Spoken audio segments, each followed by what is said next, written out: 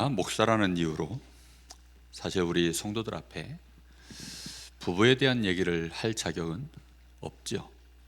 더군다나 부부로서 훨씬 연륜이 오래되신 어른들이 이 앞에 계시는데, 제가 그런 말을 제 생각과 제 뜻 가지고 말한다고 될 일도 아니고 그렇죠. 그렇지만 그래도 말할 수밖에 없는 것은 하나님의 말씀 안에 우리에게 주어져 있는 비밀이 있기 때문입니다. 그것을 우리가 나누어야 하기 때문에, 그래서 그것을 우리가 모델로 삼고 하나님이 우리 가정을, 우리 부부를 어떻게 지금도 축복하시고 인도해 나가시는가에 대한 중요한 부분들을 알아야 하기 때문입니다. 우리가 하나님을 믿는 것이 주일날 와서 예배 한번 드리는 것이 다라면 이런 말씀은 우리가 나눌 이유도 없고 할 필요도 없죠. 그럼에도 불구하고 우리는 우리의 신앙의 삶, 우리의 신앙생활 안에는 가장 중요한 우리의 삶의 24가 이루어지는 곳, 그것이 바로 우리의 가정이거든요. 우리 24시가 거의 가정에서 출발을 합니다. 특히 우리 자녀들 같은 경우는 어렸을 때는 아예 가정 안에서 부모의 이 품 안에서 24 인생을 살다가 이제 세상으로 한 걸음씩 한 걸음씩 그 시간들을 옮겨놓기 시작할 뿐이죠. 그렇지만 결국은 우리의 홈은 가정입니다. 그러다 보니까 이 홈으로 다 항상 돌아오게 되어 있습니다. 아침에 나갔다가 저녁에 돌아오고, 또 뭐 여행을 나갔다가도 또 돌아오고, 아니면 또 출장을 나갔다가도 또 돌아오고, 공부하러 또 몇 년 나갔다가도 결국은 또 돌아오고, 그게 가정이거든요. 그 가정 안에 누가 있어야 됩니까? 결국은 부모가 존재하는 것입니다. 부모가 어떻게 이 가정을 지키고 있냐에 따라서 이제 달라지는 것이죠. 운동 경기를 해보면 그렇잖아요. 특히 야구 경기가, 이 점수가 막 주자들이 이제 뛰어 들어올 때 모든 야수들은 공을 어디를 향하여 던지죠? 그 서 있는 포수를 향하여서 냅다 던집니다. 거기에서 이제 모든 걸 끝내는 거죠. 거기서 잘 막아내면 막아내는 것이고, 못 지키면 점수를 빼앗기는 것이고, 축구도 그렇습니다. 결국은 우리 골대가 어디냐? 모든 경기가 다 그래요. 결국은 어딘가 우리의 홈이 있어요. 그럼 우리의 홈이 어디인가? 말씀 속에서는 우리가 우리의 가정이 우리의 홈이라고 하지만 더 우리의 진짜 우리의 홈은 어디라고 말씀하고 있습니까? 하나님 아버지가 우리의 진정한 홈이다 라고 계속 말씀을 주고 있는 것입니다. 그래서 우리는 그 사실을 알고 그 안에서 우리의 가정이 세워져 가는 응답을 누려야 되겠습니다. 자,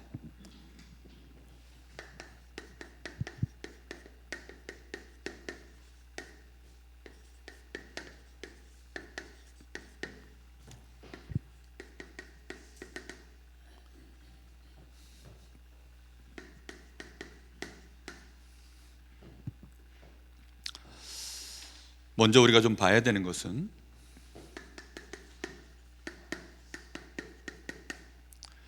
우리가 가정의 달에 가정에 대한 생각을 많이 하는 이유는 우리 후대 때문입니다. 요즘은 자녀를 잘 안 낳는 것이 이상한 지금 흐름으로 되어져 있는데요, 우리 후대는 단순히 후대가 아니라 모든 것의 미래입니다. 단순히 우리 가족만의 미래도 아니고, 우리 교회만의 미래도 아니고, 대한민국의 미래만도 아니고, 사실은 인류 역사에, 사실은 더 정확하게 말하면 하나님의 나라에 아주 중요한 부분이 이 후대 문제거든요. 근데 요즘 시대가 이게 점점 심화되고 있습니다. 성공 중심. 아이들이 왜 좋은 대학에 들어가려고 합니까? 가능하면 좋은 대학, 좋은 스펙. 대학이 어느 순간인가부터 학교가 아니고 거기가 자격증 따는 곳이 돼버렸어요. 자기의 스펙을 쌓는 곳이 돼버렸습니다. 이 열풍이 어디로 내려갔냐면 이미 중고등학교로 사실은 다 이미 내려가 있죠. 이러다 보니까 중고등학교 안에서 아이들이 같이 어울리면서 많은 것들을 나누지만, 특히 그 아이들에게 중요한 인생에 영향을 끼칠 수 있는 선생님과의 관계가 지금 다 무너져 버렸죠. 근데 이 영향은 더 내려가서 지금 어디까지 갔습니까? 초등학교까지 갔어요. 요즘 보니까 저 강남, 서울의 아주 그 번화한 그 공부 아주 강하게 시키는 그런 동네들은 보니까 4살 때 입시를 본다 그러더라고요. 4세 입시가 있답니다. 4세 입시.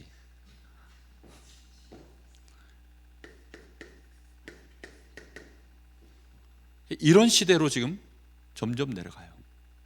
이렇게 가지니까 이게 실제로 지금 아이들이 기본적으로 부모가 자녀를 키우면서 제일 많이 보내고 아이들이 가장 오래 머물러 있는 곳이 여기거든요. 근데 아이들이 이렇게 자라나면서 결국은 이 영향은 뭘로 갑니까? 가정에도 영향을 주는 것입니다. 그래서 이 가정에 요즘 무슨 단어가 그래서 나오느냐? 가장 슬픈 단어죠. 금수저. 너무너무 슬픈 단어입니다. 금수저를 다 같이 물면 좋은데 흙수저 문 친구도 많고 그나마 흙수저도 못 물고 있는 친구들도 많아요. 좀 그런 시대이거든요. 저도 흙수저 출신이거든요. 그러니까 이런 배경 속에서는 정말 이 성공이라는 것을 가지고 쳐다보면 너무나 본인의 인생이 서글프고 힘들고 뭔가 나는 출발선 자체가 이게 억울하고 이제 이렇게 되는 거죠.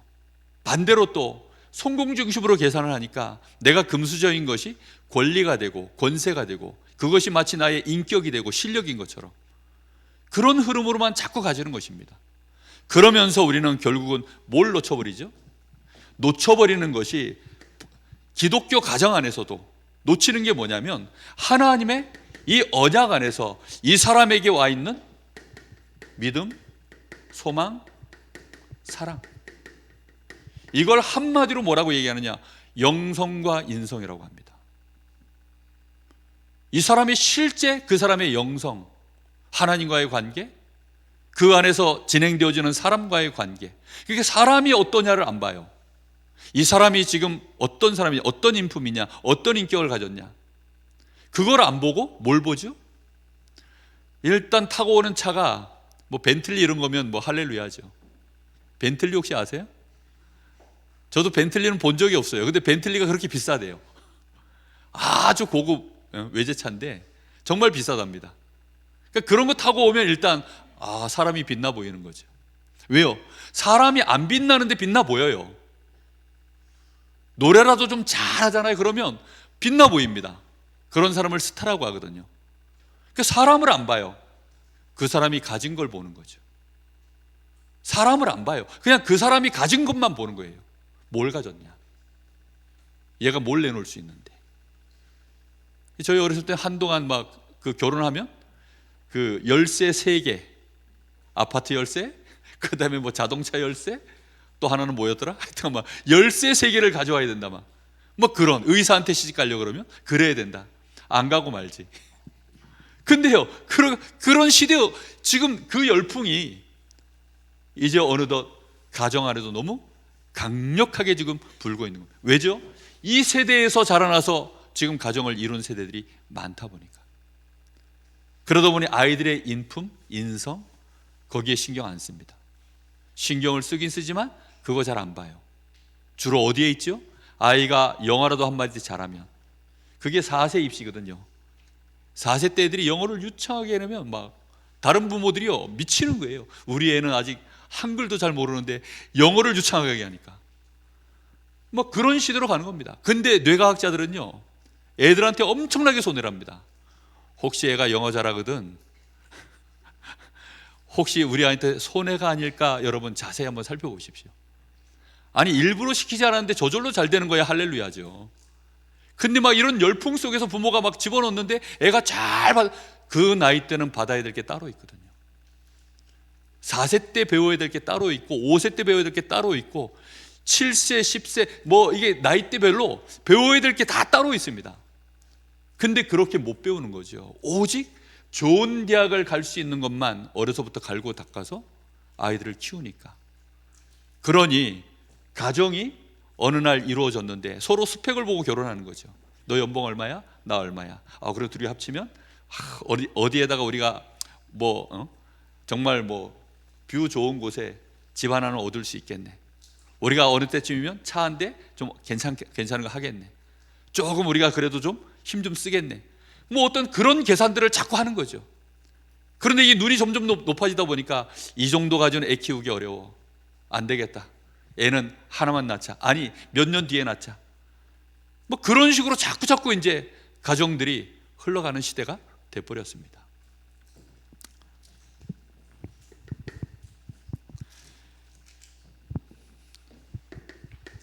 이런 속에서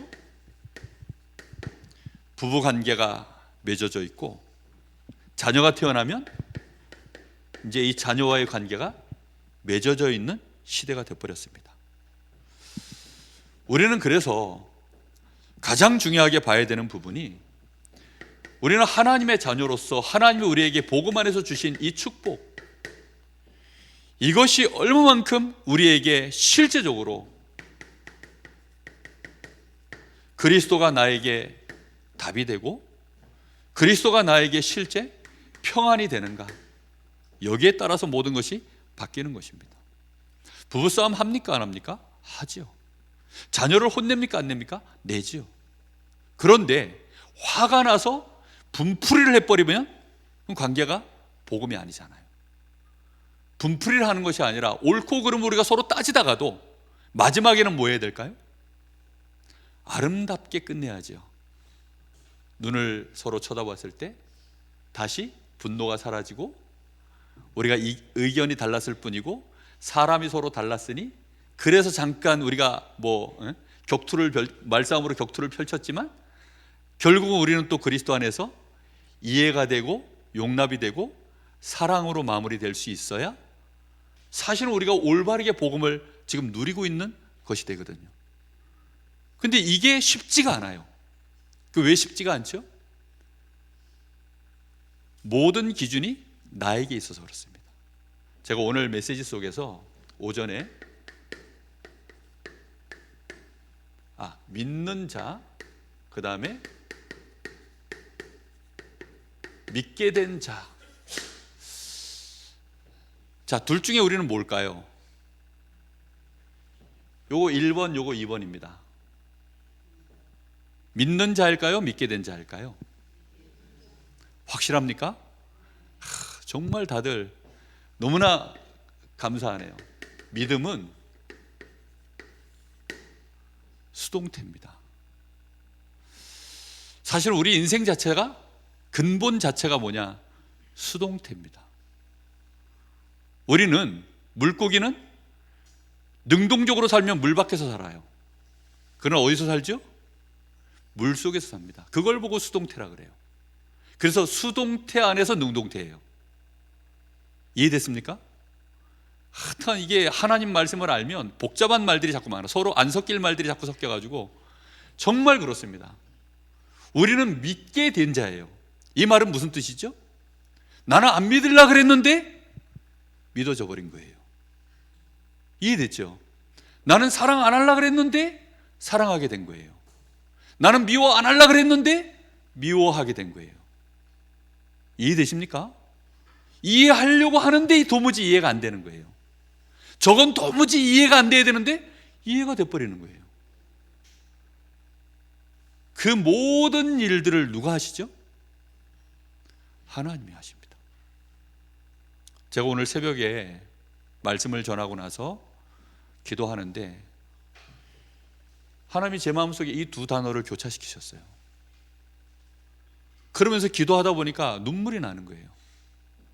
내가 하나님을 믿게 된 게 너무 감사한 거죠. 그리고 아직 믿지 못하는 분들에 대한 내 마음에 왜 저럴까라는 그 마음이 눈 녹듯이 없어졌어요. 그러게 말이야. 저분이 저럴 수밖에 없는 거, 이분이 이럴 수밖에 없는 거, 그 사람이 그럴 수밖에 없는 거, 그 모든 것들이요, 내가 주인이면, 내가 하나님이면 나로부터 출발해서 내가 마음껏 이렇게 저렇게 바꿀 수가 있어요. 근데 나는 이해되는데 왜 너는 이해를 못하니? 이제 이렇게 가버리면 싸움 나는 거죠. 내가 볼 때는 야, 이거는 지금 이게 맞아 라고 하지만 그것도 하나님이 그렇게 하신 것이고, 저 사람이 이해가 안 되는 것도 그것도 그 사람이 하나님이 그렇게 하신 거예요. 그래서 그것을 하나님이 조화롭게 하실 수 있으니까 그분이 누구시라고요? 하나님이시라는 거예요. 그게 엄청난 비밀입니다. 복음은 바로 그 답이에요. 그리스도라는 말이 바로 그 답입니다. 그러하기 때문에 우리는 그 안에서 평안을 누리고 그걸로 우리는 힘을 얻고 나아가는 것입니다. 우리는 어디가 어떻게 틀어졌는지, 우리의 달란트가 어떻게 됐는지, 내 자신이 어떻게 생겨먹었는지 우리는 잘 모릅니다. 저는요, 학생으로서 저는 꽤 괜찮았어요. 근데 거의 대학생 때까지는 거의 본인의 신분이 학생으로서 평가받잖아요. 그러다 이제 직장 가면 직장인으로서 평가받고, 그러다 결혼하면 이제 또 남편으로, 또 애가 나오면 아빠로서, 뭐 사위로서, 며느리로서 평가를 받잖아요. 그런 평가를 생전 안 받다가 어느 날 남편이 딱 됐는데 F학점인 거라. 저도 깜짝 놀랐어요. 저는 제 인생에 F라는 건 있는 줄 몰랐어요. 너무너무 F학점인 거예요. 그런데 나보고 F학점이라니까 열 받아요, 안 받아요? 내가 왜 F야? 예? 그럼 너는 그러면 뭐 A냐? 이제 이런 식으로 나오는 거죠. 그러니까요. 서로 이제 막 대형견이 싸우는 겁니다. F 하면서. 예? 서로 싸워야 되는 거예요, 막. 이런 식으로 가니까 뭐 가정에 뭐 바람 잘 날이 있겠습니까? 그런데 하나님이 우리에게 주시는 이 복음이 각 사람에게 임하여서 답이 얻어지는 겁니다. 아, 내가 이런 존재구나. 저 사람이 저런 존재구나. 이제 이런 답들이 나와지면 그 안에서 하나님의 시간표를 따라, 하나님의 주권에 따라 오직 부르시는 이로 말미암아 되어지는 그 은혜 안에서 우리가 부르심을 받고 의롭다 하심을 받고 영화롭게 되어지는 이 모든 여정이요, 각자가 전부 다른 길 속에서 가는데 연합되어져 가도록 하나님이 하시는 겁니다. 그러니 너무 어려운 거죠. 그래서 먼 걸 보고 막 이게 지금 그럴 새가 없어요. 이걸 가정 안에서 하라는 겁니다. 어버이날이 되어져 가지고 아니나 다를까 딸내미한테 전화가 왔어요. 그 대화 중에 요즘 우리 강단에서 뭐 환난 중에 뭐 인내를 뭐 이제 이런 얘기했더니 당장 뭐라 그러냐? 아빠, 나는 아직까지 환난을 받아들일 마음의 준비가 안 돼 있어. 그렇게 얘기를 하더라고요. 그렇죠. 누구들 준비가 돼 있겠습니까? 예? 누구도 준비가 안 되어 있죠. 나도 준비가 안 돼 있다. 근데 알고 봤더니 사는 자체가 환난이다. 너 살아있는 자체가 환난이야. 네가 있는 그 자체가 거기가 환난이야. 나는 니네 엄마하고 자는 사는 자체가 환난이다. 제가 이제 그래 얘기를 했더니 맞아 하면서 막 니네 엄마는 나랑 사는 게 환난이야 이제 얘기했더니 막 맞아 그러면서 그렇게 얘기를 하더라고요. 그렇죠. 그렇습니다. 그 안에서 하나님은 우리와 함께 하시는 거예요. 거기에 하나님이 들어오신 것입니다. 우리는 도저히 풀 수 없고 이것이 결국은 갈등이 되어져서 불화가 일어나고 싸움이 일어나서 갈라설 수밖에 없는 그곳에 하나님이 들어오신 거예요. 여러분 한번 상상해 보세요. 요셉의 형들이 요셉을 팔아가지고 구원받았어요. 이해가 됩니까? 아니 요셉의 형들이 요셉을 팔아가지고 구원받았다니까요. 안 팔았으면 어떻게 될 뻔했어요? 그러면 또 요셉의 형들은 야 우리가 팔기를 잘했지 이러면 이제 이거 싸가지죠. 그게 아니잖아요. 지금 합력해서 하나님이 선을 이루시는 거예요. 그걸 누가 하시는 거죠? 형들이 한 게 아니에요. 그렇죠? 근데 자꾸만 형들은 또 이제 이 죄성이 강한 불경건이 강한 우리는요, 그래도 어떻게 하든지 우리의 지분을 챙겨 먹지 못해가지고 그렇잖아요. 내가 그래도 조금이라도 뭔가가 내가라는 이 내가 복음을 못 버려가지고 결국은 어떻게 하든지 하나 주워 먹으려고. 그게요 우리의 원래 가지고 있는 심성입니다. 근데 놀랍게도 요셉은 참 감사하죠. 하나님이 요셉과 함께 하시는 그 축복들을 요셉이 생생하게 그의 삶 속에서 현장에서 실제로 부딪히며 확인했기 때문에 요셉은 뭐라 그러죠? 형님들이 나를 이곳에 팔았으므로 걱정하지 마십시오. 당장 말이 그렇게 나올 수 있는 것은 만약에 노예로 팔린 지 1년 차에 만났으면 형들은 다 죽었어요. 맞죠? 1년 차에 만났으면 다 죽었다니까. 감옥에 들어가 가지고 거기서 또 한참을 썼고, 그러고 나서 이제 애굽의 총리로 하나님이 요셉의 여정 속에 마치 야곱이 기도했던 것처럼 나의 인생을 기르신 하나님, 아브라함의 인생을 길러내시고 내 아버지 이삭의 인생을 길러내시고 드디어 자충우돌하던 내 인생도 하나님이 길러내셔서 여기까지 서게 하신 그 하나님, 그 하나님께 기도하노니 요셉의 두 아이에게 하나님이 이러이러하게 축복하여 주옵소서. 기도가 너무 다른 거죠. 정말 우리는 그리스도로 말미암아 하나님이 선택하시고, 우리가 그리스도를 믿는다면 선택받은 것이 맞고, 사실은 믿는다는 것이 우리 쪽에선 증거지만 하나님 편에서는 뭐 한 것이죠? 믿게 하신 것입니다. 그래서 우리가 그리스도가 믿어진다면 우리는 하나님 앞에 사랑받는 자가 맞고, 그 사랑으로 말미암아 우리도 그러면 하나님 사랑합니다, 쑥스럽구만 하면서 고백하는 겁니다. 그렇잖아요. 너무 오늘도 나가는데 우리 성도님들한테 마음은 사랑합니다라고 말하고 싶은데 이게 안 나와가지고 야, 너무 힘든 거 있죠. 안 돼요, 진짜. 그렇지만 해야지 어떻게 합니까? 너무 어려운 거예요, 진짜. 정말 부끄럽지만 어렵습니다.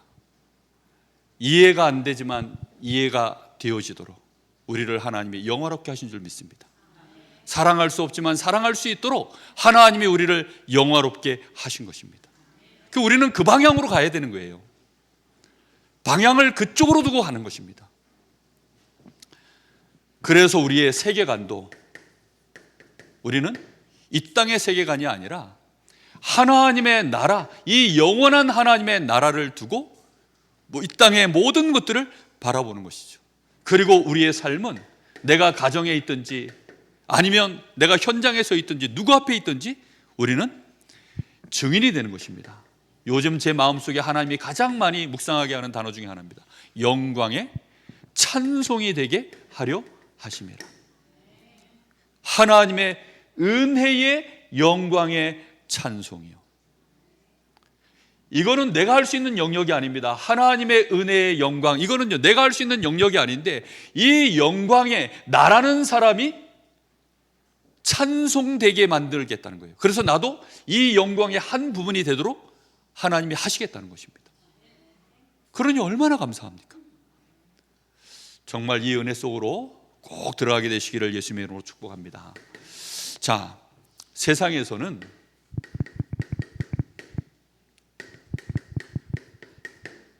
도무지 가르쳐 줄 수 없는 것이 있습니다.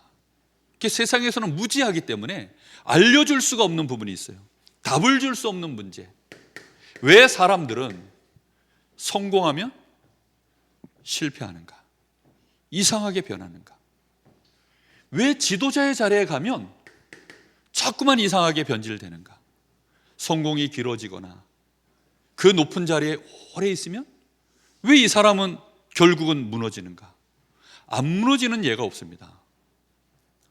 역사상 안 무너진 예가 없어요. 이거는 그리스도 안에 있든 바깥에 있든 이 시간이요 길어지면 결국은 거의 다 무너집니다. 다윗 같은 임금도요 그래서 무너지는 거예요. 안 무너질 수가 없는 것이죠. 왜 그렇습니까? 그것이 우리의 근본이라는 것입니다. 우리의 근본 뿌리 속에는요 하나님의 은혜가 잠깐이라도 내가 끊어져 버리면 무너질 수밖에 없는 것이고, 불신자는 말할 것도 없고요.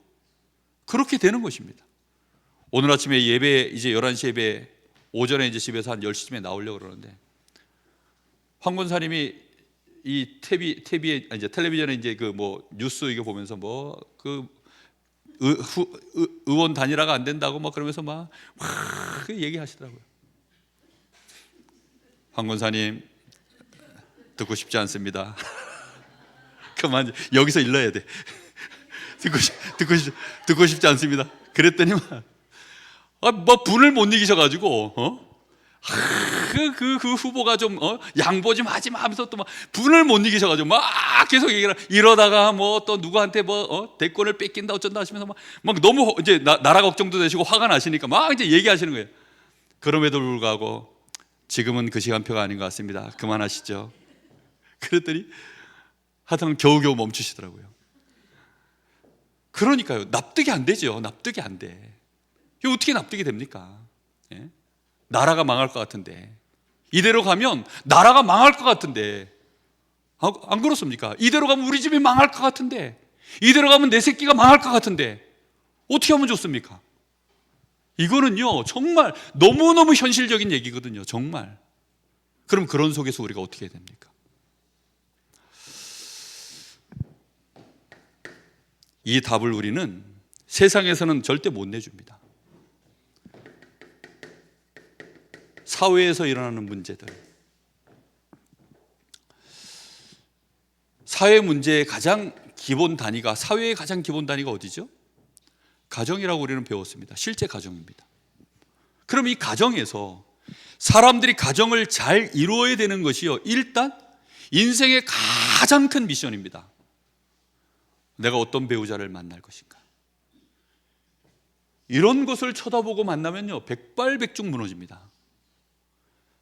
드러나게 안 무너질 뿐 속으로는 다 무너지고요, 요즘은 쉽게 또 무너뜨려요.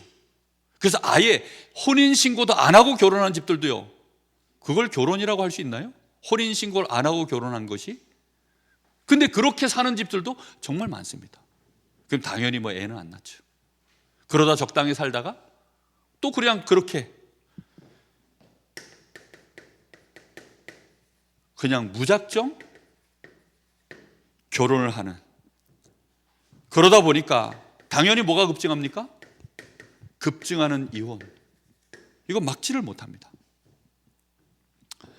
이 안에서 누가 가장 손해를 봅니까? 우리 후대들이요. 심각하게 상처를 받고 올바르게 영향을 받아야 될 것들이요 하나도 안 들어갑니다. 그런 와중에 뭐만 알죠? 세상에 나가보니 이 냉엄한 현실에 부딪혀가지고 오직 이것만을 위한 기계로 인생을 사는 거예요.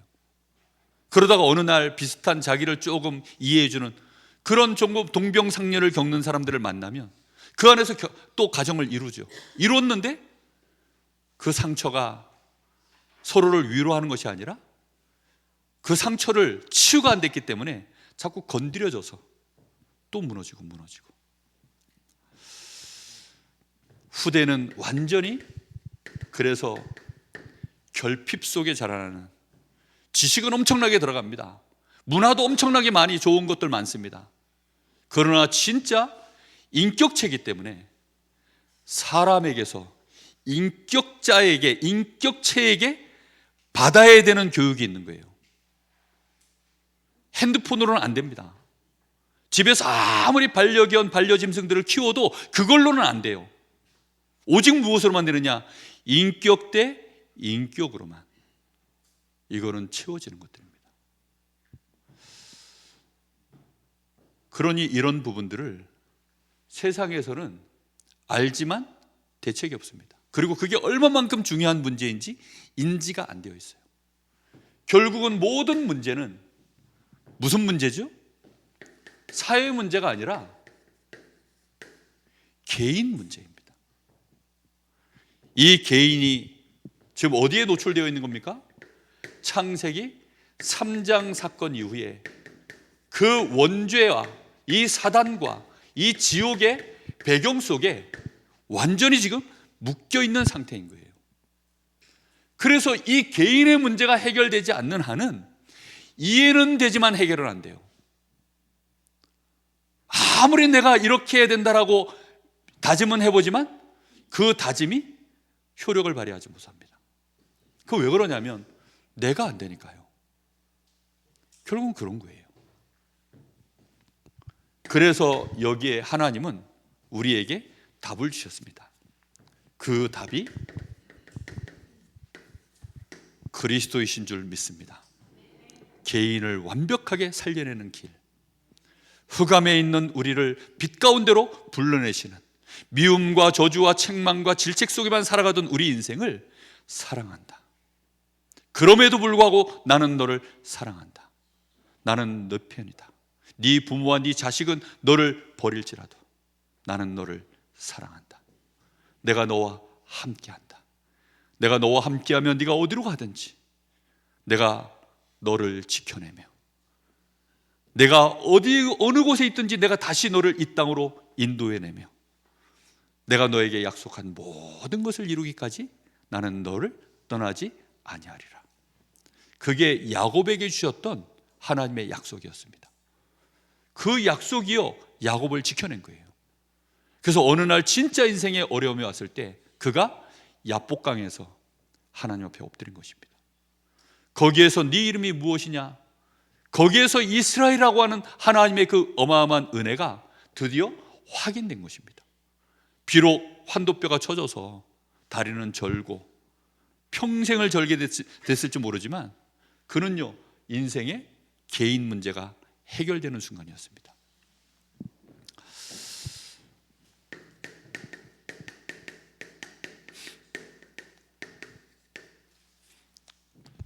하나님은 부부의 축복을 주셨습니다. 이게요 하나님의 짝을 지은 것입니다. 하나님의 짝을 지었기 때문에 우리 수요일 날 말씀에서 나눴지만 아담을 잠들게 해서 그 갈빗대 하나를 뽑아 그래서 여자를 만들고 그리고는 이제 아담에게 이 여자를 하나님이 데려오셔서 거기서 주신 말씀입니다. 남자가 그 부모를 떠나 여자와 한 몸을 이루는 것이 마땅하니라. 근데 제일 이해가 안 되는 대목이 뭐냐면 부모를 떠나예요. 오늘 여기도 부모를 떠나라고 말씀하는데 여기서는 이해가 되죠. 근데 아담에게는 부모가 있어요, 없어요? 부모가 없어요. 그럼 하나님 말씀은 아담에게만 하는 말일까요? 모두에게 하는 말일까요? 모두에게 하는 말이라는 뜻이에요. 아담이 지은 범죄가 모두에게 효력이 임하는 것처럼 우리에게요 하나님이 그렇게 말씀을 주셨습니다. 자, 그렇게 만나게 하셨고 하나님이 한 몸을 이루게 하셨는데 문제는 뭐냐? 부부관 자체가 잘못되어 있는 부부관, 가족관, 결혼관 이제 이런 것들이요 그대로 들어가 있는 겁니다. 그래서 상대에 대하여 뭘 주장하기 시작합니까? 소유권을 주장해요. 이 내 것이라는 거죠. 그리고 어느 날 이제 나 사랑하냐 물어봅니다. 사랑한다 그러면 그럼 불 속에 뛰어들어가 봐 이럽니다. 사랑한다 그러면 불 속에 뛰어들어. 아니 사랑한다면서 그것도 못 해줘 막 이래요. 예? 누구네는 명품 들었던데 이러면서 뭐 저희 집에는 그런 요구한 적이 없습니다. 예. 누구네는 사랑한다면서 이것도 못 해줘 막 이러면서 철없는 자녀들이요. 막 어린이날 누구네는 뭐 어디 가고 뭐 어디 간다는데 뭐 우리 집에서는 왜 집에만 있냐 막 이러면서 이게 사랑한다면서 막 이제 그렇게들 이 가족관 자체가 잘못 묶여버리니까 그 안에서 자기도 모르게 사랑이라고 하는 이름으로 서로에게 강한 이 의무를 지어버립니다. 사랑은 의무가 아니에요. 사랑은 요구하는 것이 아니라 그냥 내가 그냥 하는 것입니다. 이해되셨습니까? 사랑은 요구하는 게 아니에요. 나를 사랑하면 이렇게 해내가 아니라 그거는 이미 사랑이 아닙니다. 그거는 하나님이 말씀하시는 사랑이 아니에요. 그거는 너무나 조잡한 것입니다. 짝퉁 중에서도 아주 하품 그런 사랑입니다. 하나님은 우리에게요 조건을 걸지 않으셨어요. 네가 나를 사랑한다면 순교를 해라 이런 말씀하신 적이 없어요. 네가 나를 그렇게 하지 않아요. 내가 너를 이렇게 사랑했다. 내가 너를 이렇게 사랑했다. 그리고 하나님은 그 끊임없는 사랑으로요 계속해서 우리를 설득하십니다. 끊임없이 우리를 기다려주시고 우리를 용서해 주시고 끊임없이 하나님은 우리를 축복해 주시면서 끊임없이 우리에게요 사랑을 부어주셔요. 그걸로 우리가 그 안에서 배우도록 거기에 감동하도록 우리의 인격이 반응을 하도록 하나님은 그때까지 계속 하시는 겁니다. 그게 바로 그리스도 안에 담겨있는 증거입니다. 하나님이 하늘 보좌에서 간단하게 권세를 가지고 야 마귀 야 쟤는 내가 구원하기로 작정했으니까 네가 따지지 마. 하나님은 그렇게 안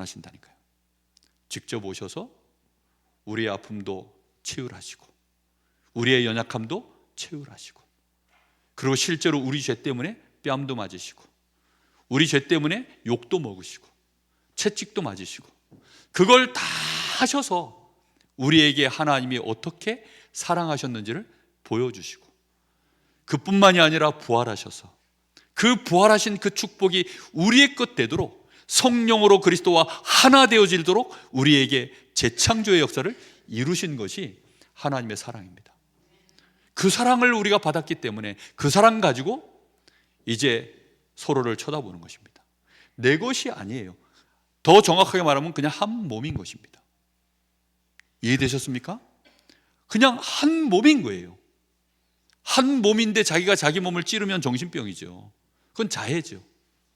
그러니까 말씀 안에서 뭐라고 얘기합니까? 아내는 남편에게 죽게 하듯 해라. 왜 하나님이 그걸 그렇게 말씀하실까요? 서열을 정하는 게 아니에요. 처음에 하나님이 만드실 때 그렇게 만드신 거예요. 내 갈빗대를 뽑아서 내 아내가 되도록 하나님이 하신 것입니다. 그게 영적인 비밀이에요. 그러면서 이 여자는 내 갈빗대를 통해서 이렇게 왔기 때문에 누구죠? 이 여자가? 내 몸입니다. 나예요, 나. 그러니까 주께서 교회를 위하여 자기 목숨을 버리면서 사랑하신 것처럼 너희도 네 아내에게 그렇게 해라. 그래서 그 안에서 하나님 사랑을 배우라는 것입니다. 아, 주님이 나를 이렇게 사랑하는 것이 고통스러워요, 안 고통스러워요? 고통스럽습니다. 저는 그걸 고2 때 깨달았거든요. 짝사랑하면서 얼마나 힘들든지 짝사랑, 정말 너무너무 힘들더라고요. 이게요, 어렵습니다. 정말 힘든 겁니다. 하나님이 우리를요 그냥 대충 하나님이시니까 쉽게 사랑해서 아니라는 걸 좀 알라는 거예요. 육신을 가졌기 때문에 똑같은 입장입니다. 이해되셨어요? 무슨 말인지? 육신을 가졌기 때문에 영광을 버리고 능력을 안 쓰시기로 한 거예요. 보좌를 내려놨다는 말이 그 말입니다.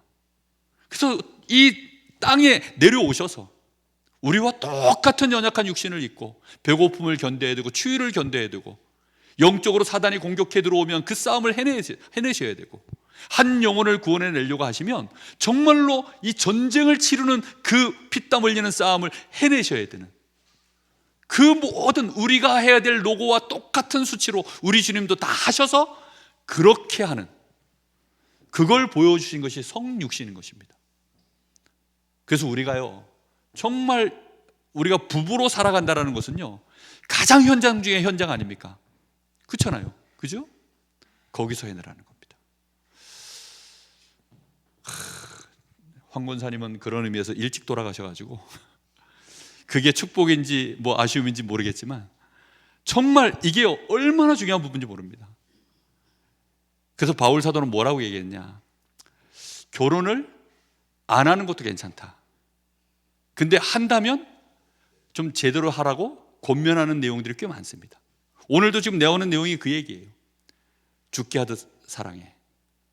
그리고 주님이 교회를 위해서 하듯이 그렇게 해 라고 얘기합니다. 남편을 향해서 존경합니다는 얘기하면요 남편들 껌뻑 죽습니다. 저는 뭐 이렇게 일타 강사들 그런 그 인간관계 뭐 이렇게 강의하시는 분들 내용 들어보면요 남자 다루기가 가장 쉽다라고 계속 얘기해요. 남편은 무조건 잘했다 그러면 죽는 줄도 모르고 뜁니다.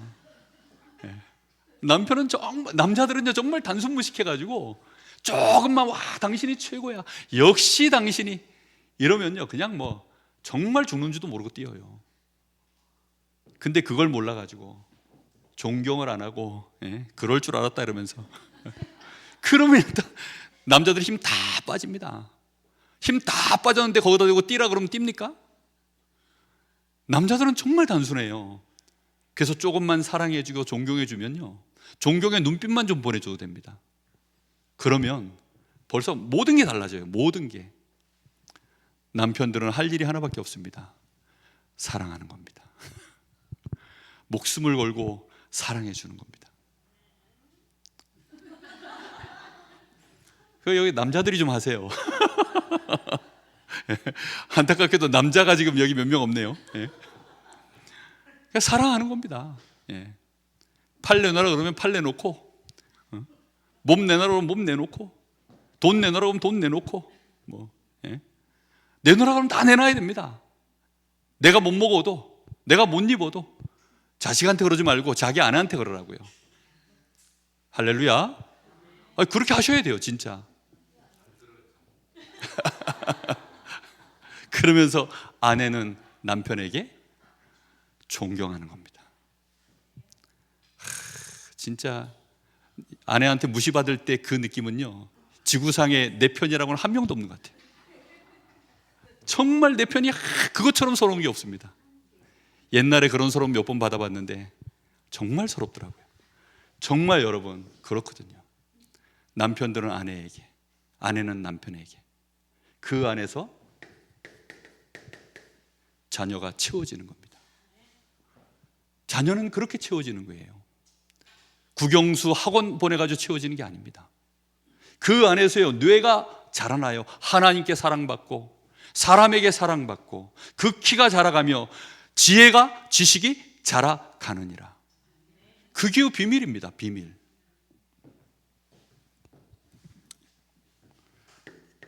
자꾸만 요구하지 말고 내놓도록 만들어야 돼요. 남편한테는 그냥 존경합니다 하면 돼요. 남편들은 존경받고 싶어서, 남자들은 존경받고 싶어 태어난 사람이에요. 사랑받기 위해 태어난 사람이 아닙니다. 이해를 하세요. 남편들은 존경받기 위해, 남자들은 존경받기 위해 태어난 사람들.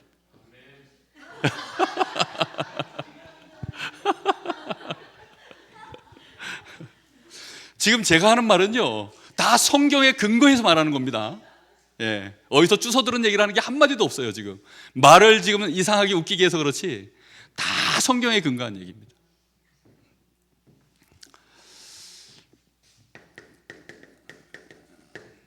배경을 그래서 조금 우리는 참고해야 됩니다. 가정이 있고 가문이라고 하는 이 배경 속에서 다 태어나서 자랐기 때문에 환경도 다르고 성품 다르고 이해력도 다르고 지식도 다르고 거기에 느껴지는 감정의 이 깊이 넓이가 다 다릅니다. 그럼에도 불구하고 남편을 향해서는 뭐라고 하라고요? 예, 존경합니다. 남자들은 아내에게 그럼에도 불구하고 사랑하는 것입니다. 그걸 해내려고 하니까 우리 힘으로 됩니까? 안 되죠. 그리스도를 통하여 우리에게 보여주신 하나님의 그 사랑하심에 대하여 우리가 뭐가 있을 때만 이걸 해낼 수 있느냐? 믿음이 있을 때 해낼 수 있는 것입니다.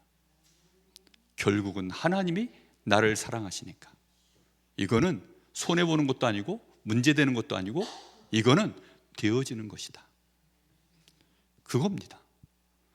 하나님을 믿는 거예요. 왜요? 하나님이 우리를 손해되게 안 하신다니까요. 그리고 이것은 하나님의 말씀이기 때문에 무조건 이것은요, 축복으로 결국은 바뀌도록 하나님이 역사를 하시는 겁니다.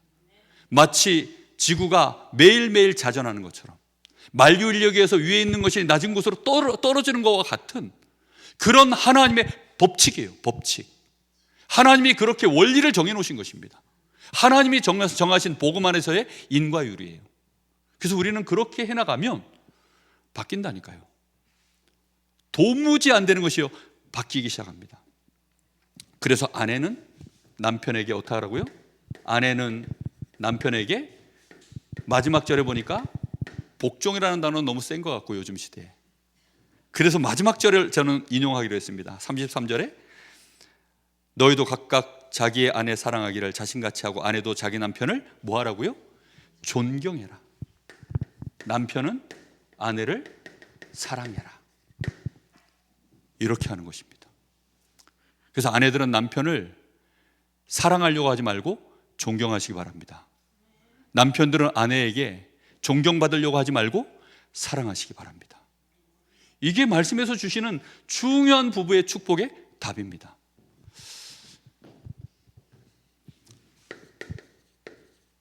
자, 결론입니다. 그래서 우리는 하나님 사랑, 이걸 어떻게 해요?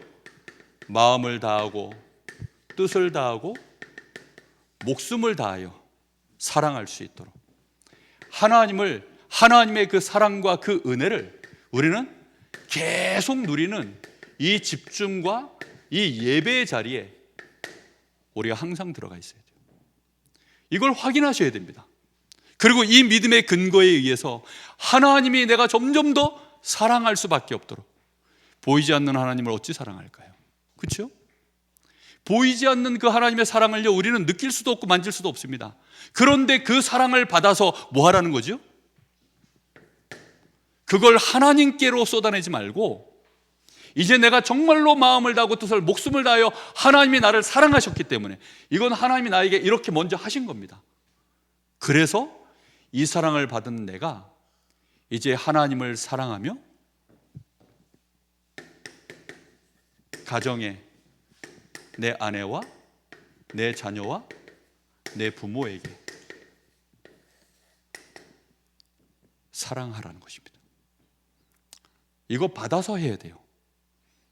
그냥은 한계가 있어서 못합니다. 안 되어져요. 다시 얘기합니다. 우리는 믿는 자가 아니라 믿게 된 자입니다. 우리는 사랑하게 된 자가 되어야 됩니다. 우리는 원래는 미워하는 자입니다. 미워하게 된 자예요. 원래는 우리는. 그런 우리가 사랑하는 자로 바뀌려고 하면 하나님의 역사가 우리에게 은혜로 임할 때 되어지는 것입니다. 그렇게 하는 거예요. 어느 날 상처를 받으면요, 좋아했던 그 사람이요, 싫어집니다. 내가 싫어한 겁니까? 싫어진 겁니까? 싫어진 거라니까요. 그럼 그 사람은 나를 싫어하게 만든 겁니까? 그 사람이 그렇게 할 수밖에 없는 입장이었을까요? 또 그렇게 되어진 거예요. 그래서 우리는요, 인생이요, 능동태가 아닙니다. 그 수동태로 되어진 안에서 우리는 최선을 다하는 거죠. 그래서 수동태 안에서 능동태예요. 그런 은혜를 꼭 아시기를 바랍니다. 이것을 가지고 이제 어디까지 가야 되죠? 우리의 가정을 넘어섰을 때 드디어 내 이웃을 내 몸과 같이, 네 가정과 같이 사랑하라라고 넘어가는 것입니다. 내 아내 내 몸이잖아요. 그렇죠? 내 남편 내 몸이잖아요. 그리고 내 자녀 당연히 내 몸이죠. 내 부모 당연히 내 몸이죠. 근데 내 몸을 내가 못 사랑하는데 이웃을 사랑할 수 있다? 그것은 기적이죠. 그것은 놀랄만한 기적입니다. 그래서 상 받는 거예요. 그래서 상을 받는 것입니다. 막 효자상, 노벨상, 평화상 이런 거, 그게 받는 겁니다. 외식이죠, 사실은. 그 올바른 사랑도 아닙니다. 하나님이 우리에게 주신 그 은혜와 사랑 속에서 내 몸인 내 아내와 내 남편, 내 자녀, 내 부모, 그것이 하나님이 우리에게 주신 첫 계명입니다. 그 사랑을 해낼 수 있어야 내 이웃을 사랑하는 믿음의 형제 교회 안에 사랑할 수 있고, 더 나아가 저 불신 영혼들을 향하여 우리가 사랑할 수 있는 은혜가 있는 것입니다.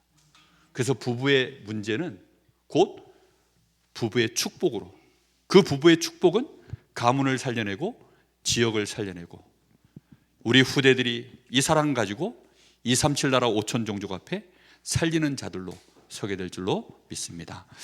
우리 한 1분간만 마음 담아 기도하겠습니다.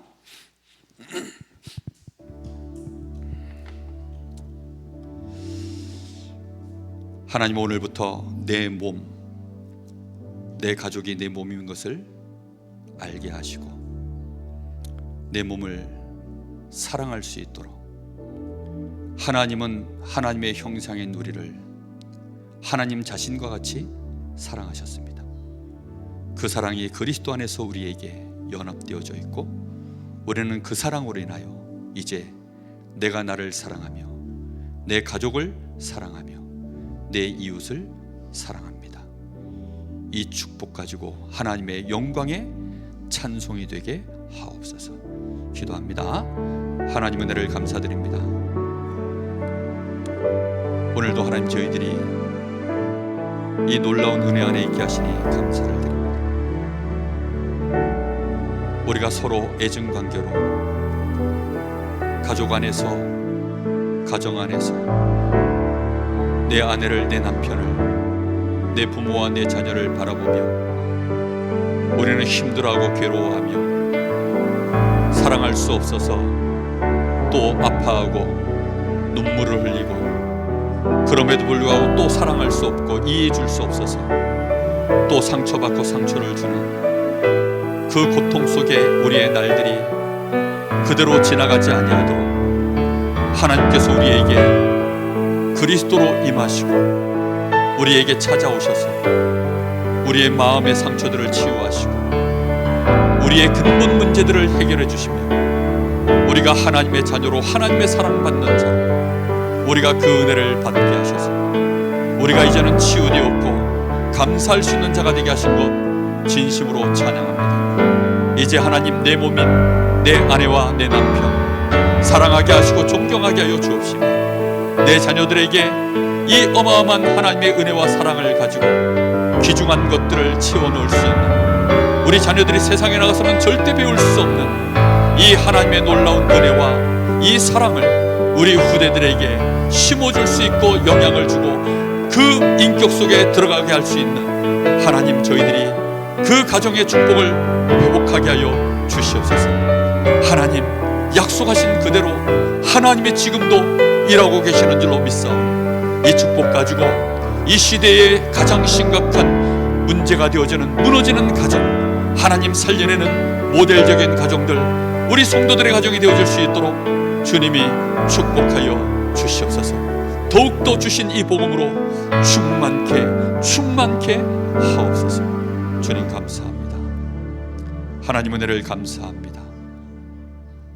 이렇게 귀한 우리 성도들 하나님의 자녀로 하나님이 미리 정하시고 부르셔서 이제 그 가정 안에서 하나님이 찾아오셔서 함께 하시는 것처럼 한 사람 한 사람이 온전하여져서 내 몸과 같이 내 남편을, 내 아내를, 내 자녀를, 내 부모를 사랑하며 섬기며 존경하며 함께 갈 수 있는 그 은혜가 가정마다 응답되게 하옵소서. 그 여정을 걸어가는데 환난이 오고 고통이 오지만 하나님이 나를 사랑하신 그 사랑을 인하여 우리는 넉넉히 이길 수 있음을 깨닫게 하시고 그 믿음으로 즐거워하며 소망 중에 나아가게 하옵소서. 증인되게 하옵소서. 하나님의 영광에 찬송이 되게 하옵소서. 예수님의 이름으로 기도합니다. 아멘.